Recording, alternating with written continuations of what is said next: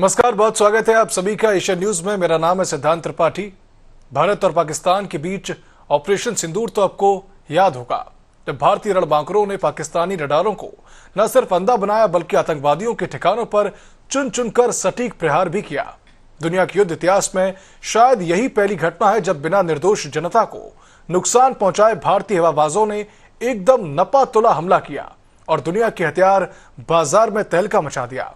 और आखिर क्या है मेक इन इंडिया का दम, कैसे क्रेता से विक्रेता बने हम, देखिए इस पर हमारी एक खास रिपोर्ट।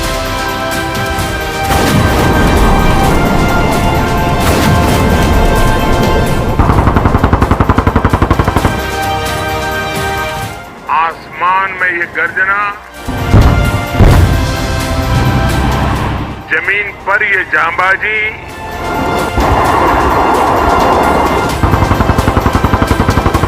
चारों दिशाओं में गूंजता है विजय घोष।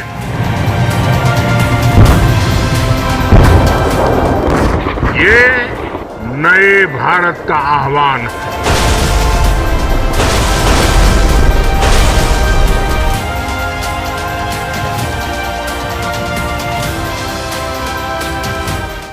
आज हमारा पोखरण एक बार फिर भारत की आत्मनिर्भरता, भारत का आत्मविश्वास और भारत का आत्मगौरव, इस त्रिवेणी का साक्षी बना है।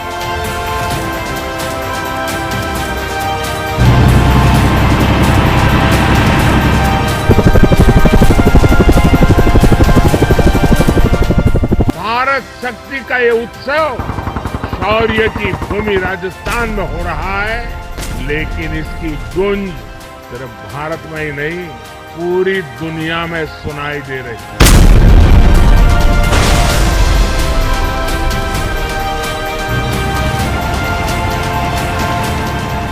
हमारी थल सेना के जवान भारत में बने आधुनिक अर्जुन टैंक्स और तोपों से देश की सीमाओं की सुरक्षा कर रहे हैं। यही तो भारत की शक्ति है।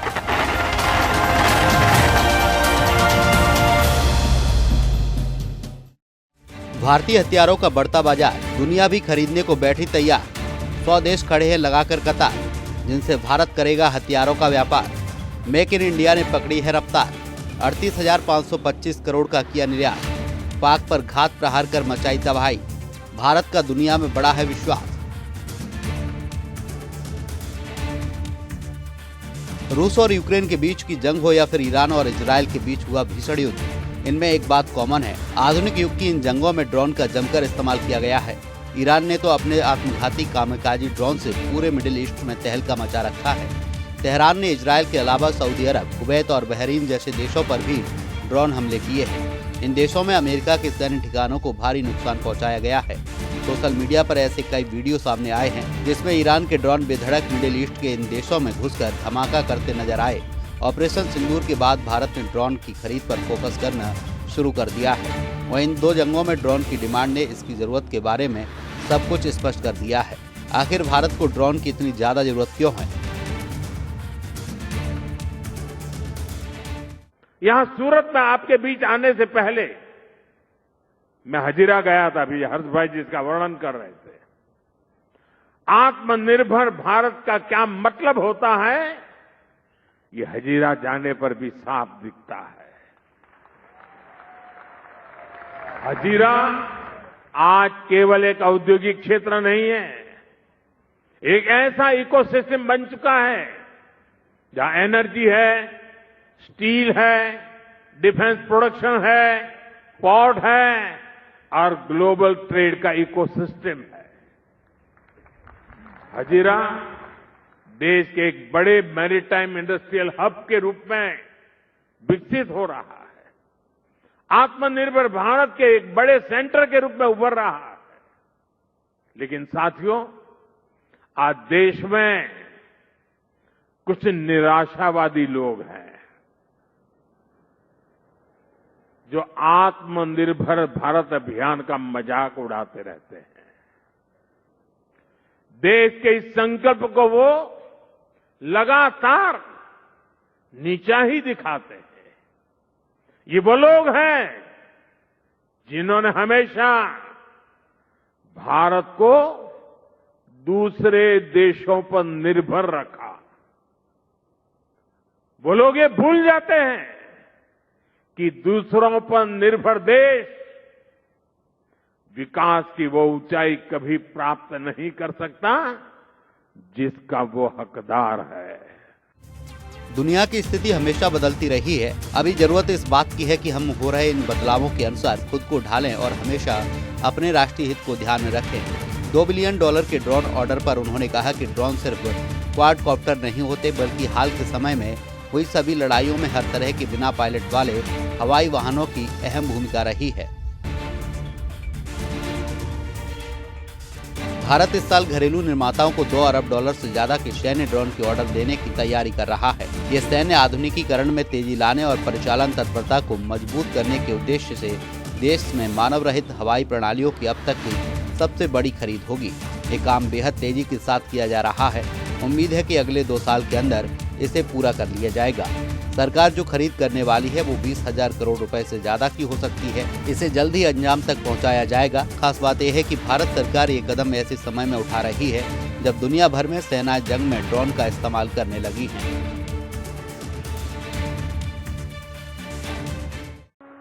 हर भारतीय को गर्व हो, ये है उसकी गति। आज देश जिस रिफॉर्म एक्सप्रेस पर चल रहा है, आज देश में इंफ्रास्ट्रक्चर का जो इतना विकास हो रहा है,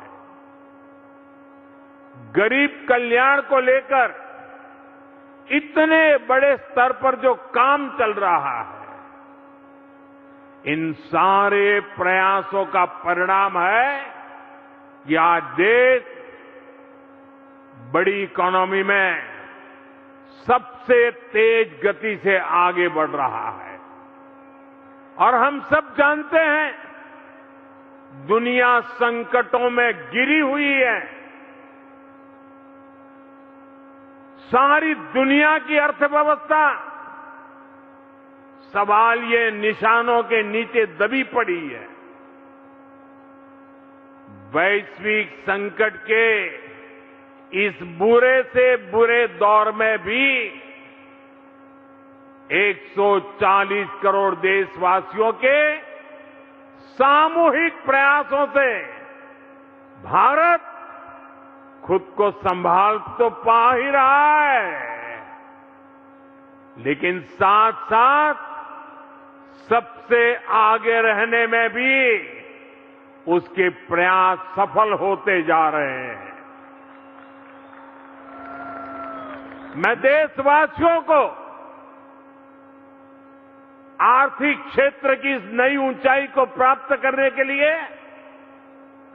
बहुत बहुत बधाई देता हूं और मैं देश को फिर आश्वस्त करता हूं कि देश दुनिया भर में चल रहे इन संकटों का सामना करते हुए रिफॉर्म, परफॉर्म और ट्रांसफॉर्म के रास्ते पर ऐसे ही दृढ़ संकल्प के साथ तेज गति से आगे बढ़ता ही रहेगा, ये मेरी देशवासियों को गारंटी है। साथियों, आज हमारे लिए विकास जितना जरूरी है उतना ही अहम है हमारे विकास का मॉडल सस्टेनेबल हो। भारतीय ड्रोन की खासियत है नाम शेषनाग 150, किस्म लॉइटरिंग म्यूनिशन, सुसाइड ड्रोन, निर्माता new space research and technology, रफ्तार 150 किलोमीटर प्रति घंटा, अधिकतम ऊंचाई 5000 मीटर, रेंज 1000 किलोमीटर से अधिक, विस्फोटक क्षमता से 25 से 40 किलोग्राम, उड़ान का समय 5 घंटे, नाम ALS-50, किस्म vertical take off suicide drone, निर्माता टाटा एडवांस सिस्टम, रफ्तार 100 किलोमीटर प्रति घंटा, अधिकतम ऊंचाई 4000 मीटर, लद्दाख जैसे कठिन क्षेत्रों के लिए उपयोग, रेंज 80 किलोमीटर, विस्फोटक क्षमता 6 किलोग्राम, क्या खास, सटीक पिन पॉइंट हमले में माहिर, उड़ान का समय 2 घंटे। नाम स्विच निंजा, किस्म निगरानी और सर्विलांस ड्रोन, निर्माता आइडिया फोर्स, रफ्तार 60 किलोमीटर प्रति घंटा, अधिकतम ऊंचाई 4500 मीटर, रेंज 15 किलोमीटर, उड़ान का समय 2 घंटे। नाम तापस, किस्म लॉन्ग एंड्योरेंस टोही ड्रोन, निर्माता DRDO, रफ्तार 224 किलोमीटर प्रति घंटा, अधिकतम ऊंचाई 8500 मीटर, रेंज 1000 किलोमीटर, सैटेलाइट कंट्रोल, विस्फोटक क्षमता 350 किलोग्राम, उड़ान का समय 24 घंटे। नाम हैवी लिफ्ट लॉजिस्टिक्स ड्रोन, निर्माता कई स्टार्टअप्स, रफ्तार 50 किलोमीटर प्रति घंटा, अधिकतम ऊंचाई 6000 मीटर, रेंज 20 किलोमीटर, भार वहन क्षमता 20 से 100 किलोग्राम, उड़ान का समय 30 से 45 मिनट। भारतीय सशस्त्र बलों ने अब सेना, नौसेना और वायुसेना के लिए ड्रोन खरीदने पर काफी ध्यान दिया है।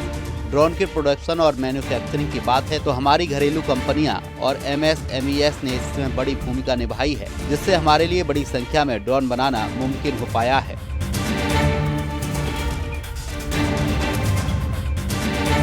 प्रधानमंत्री नरेंद्र मोदी ने गुजरात के हजीरा स्थित लार्सन एंड टुब्रो प्लांट में भारत की बढ़ती रक्षा शक्ति का प्रदर्शन देखा है। यहाँ स्वदेशी टैंक, आधुनिक तोपें, ड्रोन रोधी लेजर हथियार और अत्याधुनिक सैन्य तकनीकों का प्रदर्शन किया गया। प्रदर्शनी ने रक्षा क्षेत्र में आत्मनिर्भर भारत और निजी क्षेत्र की बढ़ती भूमिका की झलक पेश की है। भारत अब आयात पर निर्भरता घटाकर वैश्विक स्तर की सैन्य तकनीकी विकसित करने की दिशा में तेजी से आगे बढ़ रहा है। भारतीय सेनाओं पर मां काली की विशेष कृपा रही है। अभी ऑपरेशन सिंदूर के दौरान भी भारतीय सेनाओं ने अपने अद्भुत शौर्य, वीरता और पराक्रम का परिचय देते हुए पाकिस्तान पर मौजूद 9 आतंकवादी ठिकानों का सफाया करने में पूरी तरह से कामयाबी हासिल की है। पूरी तरह से आतंकवादी ठिकानों को तहस नहस कर दिया है। इस ऑपरेशन में महिला सैनिकों और पायलटों ने बढ़ चढ़कर भाग लिया था। केवल पुरुष सैनिक ही नहीं बल्कि महिला सैनिकों ने भी बढ़ चढ़कर भाग लिया था और मां काली के एक स्वरूप से दुश्मनों के उन्होंने छक्के छुड़ा दिए थे। किन किन हथियारों ने खींचा प्रधानमंत्री का ध्यान, आइए जानते हैं। प्रदर्शनी में सबसे ज्यादा ध्यान आकर्षित करने वाले प्लेटफॉर्म में जोरावर लाइट टैंक शामिल रहा। 25 टन वजनी ये टैंक 105 मिलीमीटर की तोप से लैस है और इसे मैदानी इलाकों, रेगिस्तान और ऊंचाई वाले क्षेत्रों में तैनाती के लिए डिजाइन किया गया है। इसकी मॉड्यूलर संरचना भविष्य में नई तकनीकों और अपग्रेड को शामिल करने की क्षमता रखती है, जिससे यह लंबे समय तक प्रभावी बना रह सकेगा। भारतीय सेना में शामिल हो चुकी K9 breast self propelled artillery gun भी प्रदर्शनी का प्रमुख आकर्षण रही है। 155 मिमी की यह अत्याधुनिक तोप लंबी दूरी तक सटीक मार करने में सक्षम है और पूर्वी लद्दाख जैसे चुनौतीपूर्ण इलाके में अपनी उपयोगिता साबित कर चुकी है।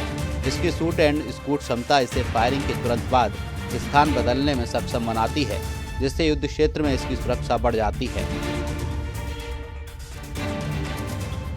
जोरावर टैंक की खासियतें: ताकत 760 हॉर्स पावर, वजन 25 टन, रफ्तार 70 किलोमीटर प्रति घंटा, अधिकतम गति 70 किलोमीटर प्रति घंटा, operational range 450 kilometre, hydropneumatic suspension system, कठिन और पथरीले इलाकों में बेहतर संतुलन और गतिशीलता, हथियार क्षमता 7.62 मिमी को एक्सीएल मशीन गन, 12.7 मिमी रिमोट कंट्रोल वेपन स्टेशन, नाग MK2 anti tank guided missile launcher, भविष्य में लेजर वार्निंग रिसीवर और एक्टिव प्रोटेक्शन सिस्टम जोड़ने की योजना।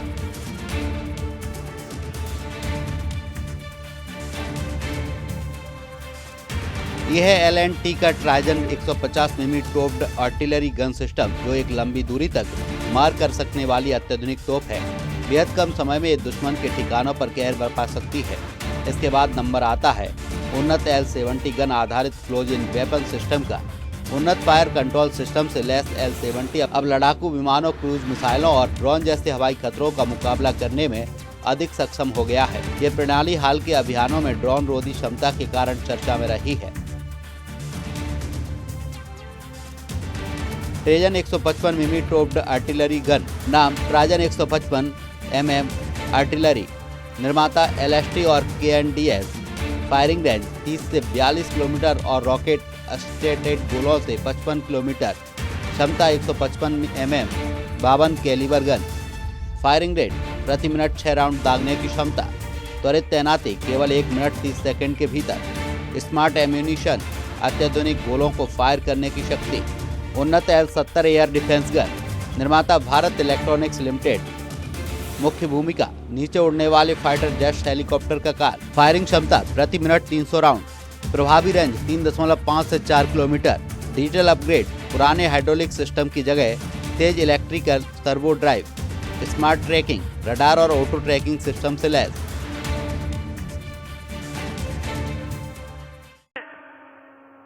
दुनिया संकटों में घिरी हुई है। सारी दुनिया की अर्थव्यवस्था सवाल ये निशानों के नीचे दबी पड़ी है। वैश्विक संकट के इस बुरे से बुरे दौर में भी 140 करोड़ देशवासियों के सामूहिक प्रयासों से भारत खुद को संभाल तो पा ही रहा है, लेकिन साथ साथ सबसे आगे रहने में भी उसके प्रयास सफल होते जा रहे हैं। मैं देशवासियों को आर्थिक क्षेत्र की इस नई ऊंचाई को प्राप्त करने के लिए बहुत बहुत बधाई देता हूं और मैं देश को फिर आश्वस्त करता हूं कि देश दुनिया भर में चल रहे इन संकटों का सामना करते हुए रिफॉर्म, परफॉर्म और ट्रांसफॉर्म के रास्ते पर ऐसे ही दृढ़ संकल्प के साथ तेज गति से आगे बढ़ता ही रहेगा।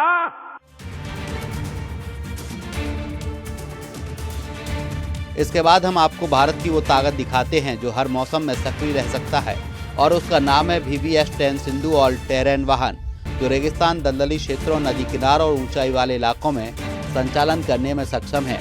भारतीय सेना में शामिल यह वाहन कठिन परिस्थितियों में सैनिकों और उपकरणों की आवाजाही के लिए बेहद उपयोगी माना जाता है। लेजर हथियार और स्वदेशी इंजन ने खींचा ध्यान। भारत की अगली पीढ़ी की रक्षा तकनीकों को प्रदर्शित करते हुए तेजस्ट्रा हाई एनर्जी लेजर सिस्टम भी दिखाया गया। ये प्रणाली ड्रोन और मिसाइल खतरों का मुकाबला करने के लिए विकसित की गई है। इसके अलावा 1500 हॉर्स पावर वाले स्वदेशी इंजन और ट्रांसमिशन सिस्टम का प्रदर्शन किया गया, जो बख्तरबंद सैन्य वाहनों के लिए विकसित किया गया है और विदेशी निर्भरता कम करने की दिशा में महत्वपूर्ण कदम माना जा रहा है।